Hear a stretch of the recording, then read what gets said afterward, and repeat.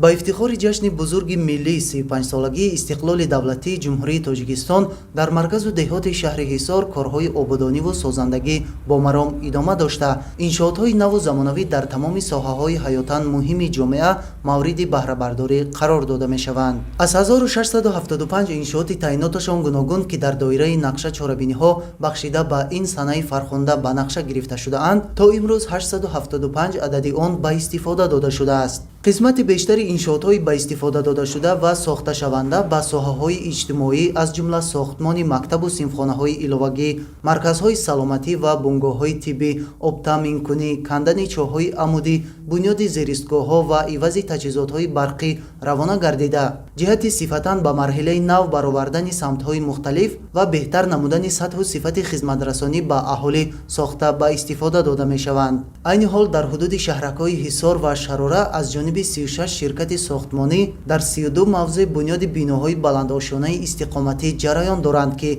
از 80 قسم عبارت میباشند. ساختمان بیناهای بلندآشانه استقامتی با جایگیر نمودن مرکزهای سودای خدمت‌رسانی در آشانه‌های اول، میدانچه‌های بازی کودکان و استراحت و فراغت ساکنان، اینچنین توقفگاه‌ها برای نقلیات به راه مانده شده است.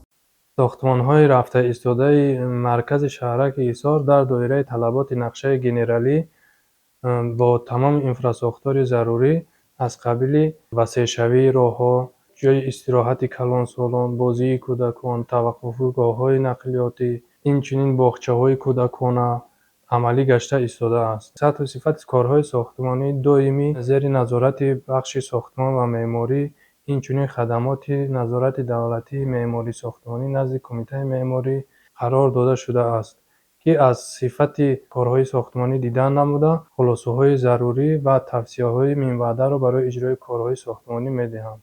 انشاءات با در نظر داشت آرایش نمای بیرونی آنها با نقش و نگار ملی موافق با طلبات زمان معاصر شهرسازی و جایگیر نمودن شرایط و امکانیت‌های زیست بنیاد کرده می شوند. سال 2024 سرعت رشد در ساحه ساختمان و معماری شهر حصار 140% را تشکیل داده است که این روند در سال 2025 تمایل افزاینده دارد. کارهای سازندگی در این بیناهای بلندآشانه با جلب متخصصان وطنی و کارگران محلی انجام داده می شوند. این است که ساکنان در محل زیست خود با جای کار و معاش خوب تامین هستند. طبق معلومات ها سال 2024 در ساحه ساختمان شهر حصار 1334 جای نوی کاری تأسیس داده شده است که برای بهتر نمودن شرایط مساعد کاری به ساکنان محلی زمینه گذاری می نماید.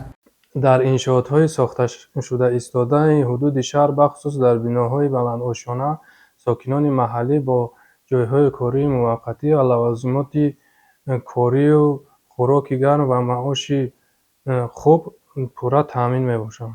چنین کارهای سازندگی و آبادانی در پرتو سیاست بنیادکارانه راهبریت عالی مملکت ادامه داشته بهر سزاوار تجلیل نمودن جشن 35 سالگی استقلالیت دولتی و زیبا و نظربا نمودن یک گوشه تاجیکستان عزیز، ساکنان و صاحبکاران شهر حصار در همبستگی با مقامات محلی کارهای بنیادی را وسعت می‌دهند. فریدون سبحان، صدرالدین ابراهیم، شهر حصار. اخبار.